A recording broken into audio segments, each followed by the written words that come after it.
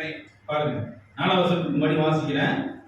அவர் ஜாதிகளுக்குள் நியாயம் தீர்த்து திரளான ஜனங்களை கடிந்துள்ளார். அப்பொழுது அவர்கள் தங்கள் பட்டயங்களை மண்வெட்டிகளாகவும், பட்டயமெல்லாம் மண்வெட்டியா மாறிடும், யூஸ்ஃபுல் வெப்பனா மாறிடும், அழிக்கிற வெப்பன் என்ன பயன்படுகிற ஒரு கருவியா மாறும்.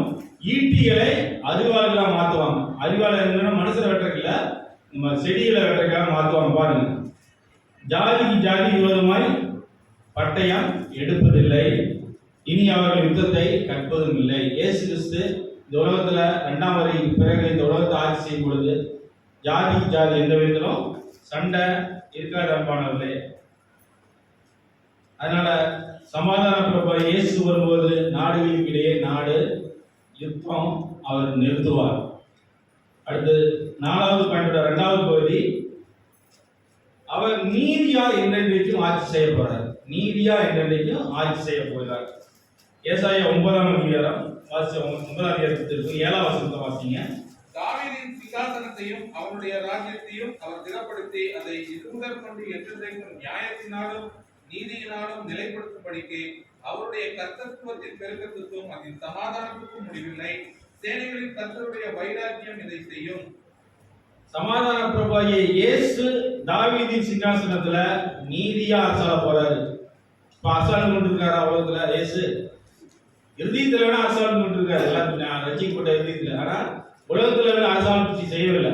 2ஆம் வருகைக்கு பின்பு அது நடக்குது. அவருடைய அரசுக்கும் சமாதானத்துக்கும் முடிவே இருக்காது. அந்த விதமான மகிமையை தான் நம்ம எதிர்நோக்கி இருக்கிறோம் அன்பானவர்களே.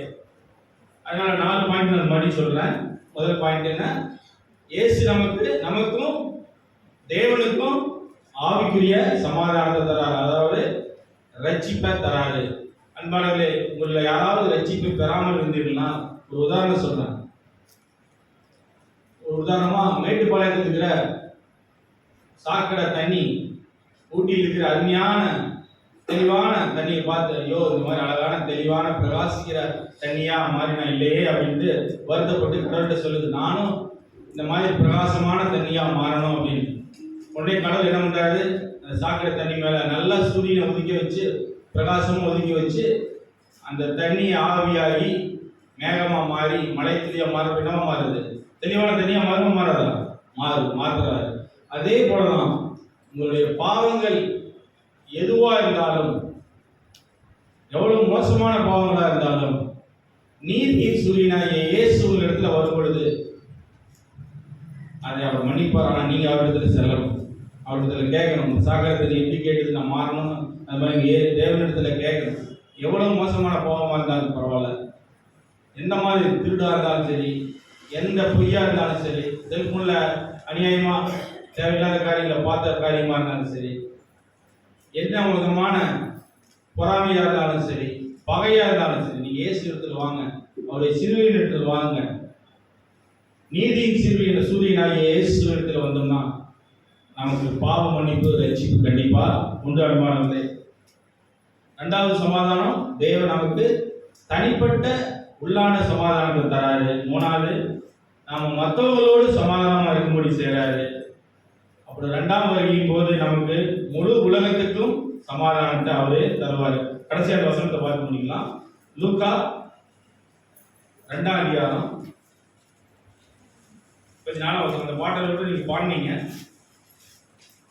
உன்னதத்தில் இருக்கிற தேவனுக்கு மகிமையும் பூமியிலே சமாதானமும் மனுஷர் மேல் பிரியமும் உண்டாவதாக என்று சொல்லி தேவனை துதித்தார்கள். இந்த பூமியிலே சமாதானமும் அப்படிங்கிறது தேவதூதர்கள் பாடினப்பா டைமே கரெக்டான முழுமையான சமாதானம் இல்லாம தான் இருக்கு. ஆனா இயேசு கிறிஸ்து வரும் பொழுது 2ஆம் வருகைக்கு பிறகு பூமியிலே சமாதானங்கிற அந்த வார்த்தை நிறைவேற அன்பானது.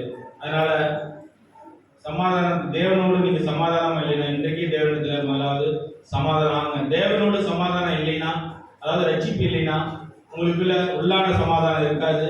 உங்களுக்குள்ள உள்ளான சமாதானம் இல்லைன்னா நீங்க மற்றவங்களோட சமாதானமா இருக்க முடியாது. மற்றவங்களோட நம்ம சமாதானமா இல்லைன்னா எப்படி நாட்டுக்கு நாடு சமாதானமா இருக்க முடியும்? தேவன் தாமே இந்த செய்தி நமக்கு ஆசீர்வாதத்தை தருவாங்க. ஜெபிக்கலாம். ஒரு நிமிஷம் யோசிச்சு பாருங்க, நம்ம யாரோட சமாதானமா இருக்கிறோம், யாரோட சமாதானமா இல்லை. ஒரு 2 நிமிஷம் யோசிச்சு பாருங்க. இந்த கிறிஸ்துமஸ் நாள்ல சமாதான பிரபுவாகிய இயேசு உங்களுக்கு சமாதானத்தை தர வராரு. அது எந்த விதமான உள்ளான சமாதானம், தேவனுக்கிடையே சமாதானம், அது மாத்திரம் இல்ல மற்றவங்களோட சமாதானம், அதுக்கப்புறம் இனிமேல் கொண்டு வர இருக்கிறார் உலகத்துல மற்ற நாடுகளுடைய சமாதானம். எழுதிக்கிறீங்களே, ஆராய்ந்து பாருங்க. உங்களுடைய பாவங்கள் எப்பேற்பட்ட சிவரேர் என்ற சிவப்பா இருந்தாலும் அதை வெண்மையா தெளிவான ஒரு இருதயமா மாற்ற நீதியின் சூரியனாகிய இயேசுவால முடியும்.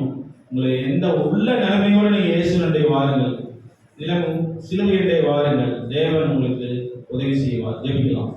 எங்கள் அன்புள்ள ஆண்டவரே, இந்த கிறிஸ்துமஸ் நாளில் சமாதான பிரபுவாகிய நீர் எங்கள் மத்தியிலே அதிகமாக சமாதானத்தை தர வேண்டுமாய் நாங்கள் ஜெபிக்கிறோம். எங்கள் ஒவ்வொருவர் மத்தியிலும் உள்ளான சமாதானத்தை தான், எல்லா விதமான ஆண்டவரை சந்தோஷத்தையும் தான்,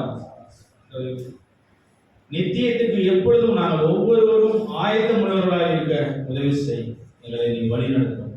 துதி கனமகிமை நமக்கே செலுத்துகிறோம். இயேசுவின் மூலத்தை நம்பினார்.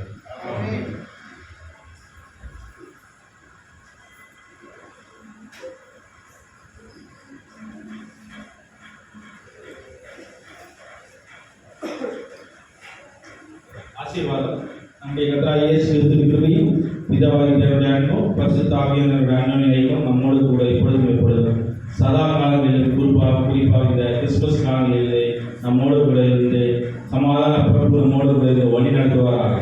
ஆமாம். அன்பானவர்களே, உங்கள் அனைவருக்கும் நம்முடைய சகோதரத்தின் சார்பாகவும் என்னுடைய குடும்பத்தின் சார்பாகவும் கிறிஸ்துமஸ் மற்றும் புத்தாண்டு நல்வாழ்த்துக்களை தெரிவித்துக் கொள்கிறேன்.